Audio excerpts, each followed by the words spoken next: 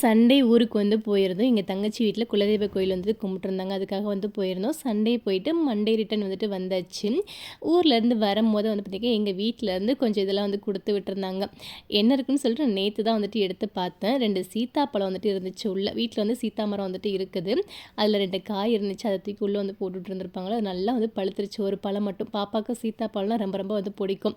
நான் கொஞ்சம் டேஸ்ட் பார்த்துட்டு பாப்பாவுக்கே ஒண்ணு குடுத்துட்டேன். இன்னொரு பழுக்க வச்சிருக்கேன். அது காயா தான் இருக்குது. சீத்தாப்பழம் நல்லா இனிப்பாக இருந்துச்சு. அதுக்கப்புறம் 2 மாங்காய், 2 தேங்காய், பப்பாளி பழம்லாம் அதில் உள்ளே இருந்துச்சு. எல்லாத்தையும் எடுத்து வச்சுட்டு இருந்தேன். தேங்காய் ஒன்று கீறிடுச்சு. உடச்சி பார்த்தாக்கா நல்லா முத்துன தேங்காய். அது அந்த ஓட்டிலேருந்து பார்த்தீங்கன்னா தனியாக வந்துருச்சு. நைட்டுக்கு சட்னி அரைச்சிட்டு, தேங்காய் சட்னி அரைச்சிட்டு தோசை தான் ஊற்றியிருந்தேன். பப்பாளிலாம் காயாக தான் இருக்குது. 2 நாள் ஆகும் பழுக்கிறதுக்கு. மாங்காயும் காயாக தான் இருந்துச்சு. அதை தூக்கி அரிசியில் போட்டு வச்சுட்டேன் பழுக்கிறதுக்காக. அப்புறம் ஈவினிங் ஃப்ரெஞ்ச் ஃப்ரைஸ் கேட்டாங்க பிள்ளைங்க, செஞ்சு